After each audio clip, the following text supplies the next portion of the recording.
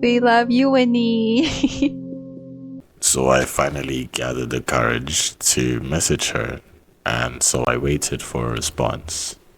And I waited. Up until I realized that this door is closed and it'll never be open again. It sucks. And it was hard, man. It was hard having to let go of my childhood lover. And my heart broke into little tiny pieces, but it was over, and there's nothing I could do about it. Okay, so a bit of backstory. This story starts back in grade 7. How old was I? I don't even know. I was a little boy. And we had this camp. It was a church camp. And there was this girl. See, now me and this girl grew closer over time. She would always ask my mom, "Hey, where's Winnie? How's Winnie?" We would always hang out. She was amazing, and we were just kids. And at the end of the camp, one of my friends dared me to go and talk to her. I said, "Oh, okay. I mean, she's not ugly. She's just taller than me. I mean, I was really short. I was really short, and this girl was taller than me. Okay, cool. I go and I ask her out. I say, "Yo, girl," I'm gonna call her girl for this video. I say, "Yo, girl, would you like to be my girlfriend?" She said, "Sure." We didn't even know each other. Bear in mind, bro, we didn't even have phones. There was like no way for me and her to communicate. It was crazy. But, I guess we made it work because we didn't really fight. Neither did we show love. I mean, there was nothing to do. We never had any phones. So we just, I don't even know. We saw each other when we saw each other. But it ended before we even saw each other. So I guess that was that. Didn't really hurt my feelings. And also, she got with my friend too, which also didn't hurt my feelings because remember, it was a dare and we weren't really, yeah, in love per se. But, a couple years go by and then I get a message or I get a call and it's from her and she's like, "What are you doing?" She probably said something mean like, "What are you doing, stupid head?" I don't know. She's mean. She's mean, but that's just her character. And that's one thing I really liked about her. She was mean. And that was cool. So she messaged me and then she said, "What are you doing?" I'm chilling. And then she said, "What are you doing for your matric dance?" A matric dance is like a ball, a prom. Since most of my audience are from the US, it's like a prom, end of final year prom. I said, "Oh, I'm going to my own prom." Me and her weren't in the same school, so we couldn't really, go to the same prom or matric dance. And then she said, "Oh, do you want to be my partner for mine?" I said, "Oh, for sure. I mean, like, no issue. Cool." I go to my matric dance, and then I go to her matric dance, and it was nice. Hers was nice. Me and her sat together. I still have pictures from that. I don't know if editing Winnie is gonna put them in, but yeah, I have like a lot of pictures from those. Like that. That was really nice, and our chemistry was amazing. Of the years of not really talking like that, our chemistry was just amazing. And so I went home and I messaged her. Or she messaged me. I don't know. She would always message first. She was really nice to talk to because you knew that she wanted to talk to you. It was really cool. So I messaged her. By the way, what's going on in this clip, bro? I don't know why I came in here no armor, bro. So me and her get to talking, and then she says, "Oh, she really had fun tonight." And then you know, you know how those flirty jokes come about.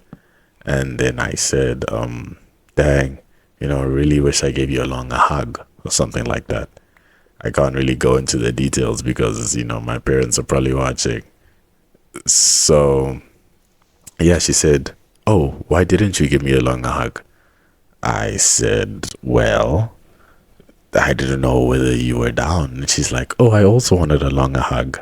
I didn't know whether you were down. And then we both, laughed about it. And that's when, we really started talking to each other, because that's when we knew that, we both had feelings for each other. And so after that, Valentine's Day comes around. I think me and her started talking at that time. My memory is a bit blurry, but Valentine's Day comes around and we didn't really do anything. So I guess she broke up with me, which is funny because I don't even remember what she got me for my birthday. My birthday is before Valentine's Day. So yeah. And also I was like a broke high school student, bro. I just got out of high school, dude. Like, I don't got guap to be spending on some girl. So yeah, I didn't get her anything, and she was really upset about that. And she told all of her friends, and her friends weren't happy with me, so they told her to break up with me, and she did that, which, valid, I guess. And so friends told her to break up with me. I guess I had to take it like that. And after that, we started talking again. We went out to movies, and it was a bit of an on and off situation. There was one time when we got together, but then we had to end things because she told me she had to get closer to God. And then we ended things, and then, restarted again. It was really weird. Up until February of the next year, we started again, and it was proper, because she had just moved into this new area that was close to my college, because I took a gap year after the matric ball, and now I'm in college and she lives near the college. So that was pretty cool. So we would go out on little dates. Our first date was a sushi date. That was it was bad, I guess, but it was nice because, the entire premise of the date was for her to stand on business and not, get back together with me because, her friends don't like me. So, yeah, she wanted to stand on business, but I mean, she had feelings for me. So, of course, she couldn't do that. As soon as she saw me and her started chopping it up immediately. And it was really sweet, knowing that regardless of outside interference, me and her will always be there for each other. So we ate sushi. Horrible, by the way. It was actually so bad. But, she had fun. Of course, I paid because I don't know why I paid, but of course I paid as a broke college student, by the way. We actually shouldn't be dating in college. That's really not financially wise, but I guess you only live once, So yeah, after that, me and her started talking, and it was sweet. We went to Rosebank Lights. We went on a date. We saw like such cool stuff together. It was awesome.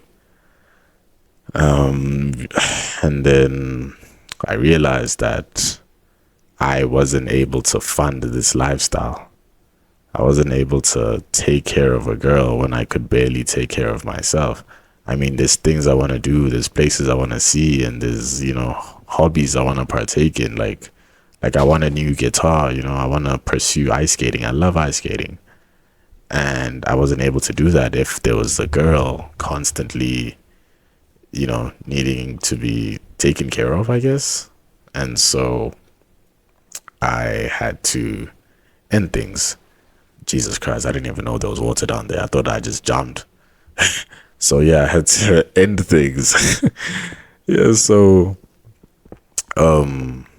she called me that night when I ended things, and she said, oh no, why would you do that? I mean, you have your own flaws, and I've never held those flaws against you. And I said, well, I'm sorry. And now that I think about it, I should have fought harder. It's not all the time where you find a childhood lover. When you're in love with somebody, you should really fight for them, man. You should fight for them. And I should have taken that call, even though she was shouting at me on the call. Remember I told you she's mean? It's just the way she is. And I guess I forgot about that in that moment.